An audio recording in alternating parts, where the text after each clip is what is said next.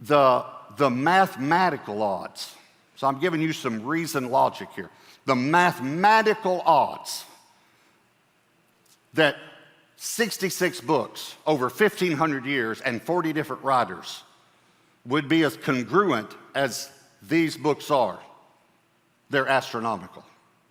So, Dr. Peter Scoffer, a professor of emeritus professor of science at Edmonton University, I think, he decided to do a study. He got approval to do this.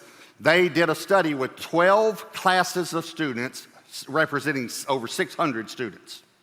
And they decided to study the mathematical odds of the messianic prophecies.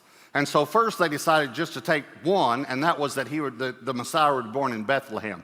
They simply took the population of Bethlehem and the population of the world at that time, and Jesus had a 1 in 300,000 chance of being born in Bethlehem. That's the odds, 1 in 300,000. But after they did the study, it's amazing because one of them said, you know, we forgot to take into our scientific study the fact that Jesus didn't even live there.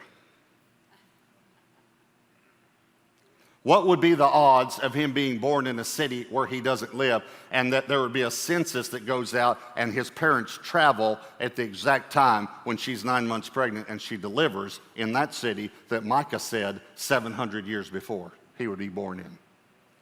So then they also decided, because there are about 54 prophecies, messianic prophecies, you'll hear different versions. Some say over 300. The best way really to say is over 50 prophecies and over 300 references. That's probably the best way to say it theologically. But there are 54 messianic prophecies. So they said, well, we can't calculate the odds of this. And Jesus, by the way, fulfilled them all. So what they did was they took 8 of the messianic prophecies that historical documents of the day confirm and left the Bible out of it. Okay?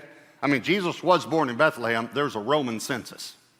He did die on the cross. And all that. So there are 8 messianic prophecies that history tells us that Jesus fulfilled. So they decided to decide what are the odds that one person could fulfill these 8 prophecies. And so they did their mathematical calculations. They submitted their findings, by the way, to the American Scientific Affiliation. And this is what it says. They verified that these calculations were dependable and accurate in regard to science. They verified it. Okay, so here's what they came up with. The mathematical odds of Jesus fulfilling simply 8, not all 54, even though he fulfilled all 54, 8 of the prophecies that history says he fulfilled were 1 in 10 to the 17th power. Okay, let me show you the number. I decided to put the number up. There's the number. In other words, it's a 1 with 18 zeros. That's a 10 with 17 zeros. That's 10 to the 17th power. So a 10 with 17 zeros, so a 1 with 18 zeros. Okay, we don't even have a number for it. Okay, Forrest Gump didn't even make that much money. All right. So those are the odds. But then they decided, because it's hard to understand that. So how would they come up with an example? So, 1 in 10 would be if you had 10 tickets and you put a mark on one, you put them in a hat, you shuffle them around, and a blindfolded person went to pull out a ticket. He has a 1 in 10 chance of getting the ticket with the marker on it. Everyone understand 1 in 10? Okay, that's the odds, all right? So, but what would be 1 in 10 to the 17th power? So here's the illustration they came up with to illustrate it. They said if you took silver dollar coins and you stacked them side by side in the state of Texas. Now, obviously, they use Texas because we're the best state. That's why. So I don't know if you heard about the rancher, the Texas rancher is trying to explain how big his ranch was to a northerner. And he couldn't understand, couldn't explain it to him. Finally, he said, let me explain it this way. If I get up when the sun comes up and I get in my truck and I drive all day until the sun goes down, I'm still on my ranch. And the northerner said, Yeah, I used to have a truck like that. All right, so, okay. So Texas is large, okay? And I'm a Texan, so I love Texas, all right? But let me just give you a little more if you don't know. You can take Texas, if you cut it out of the map there, and if you folded it to the east, it would, the end of it then would go into the Atlantic Ocean. If you folded it to the west, that part would go into the Pacific Ocean. If you folded it south, it would go past Mexico into the Pacific Ocean.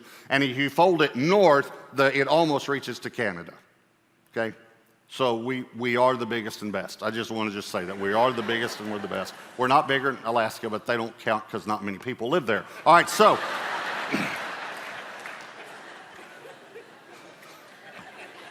I'm sorry if you're watching online in Alaska. We love you. And I've actually vacationed there, and I love Alaska.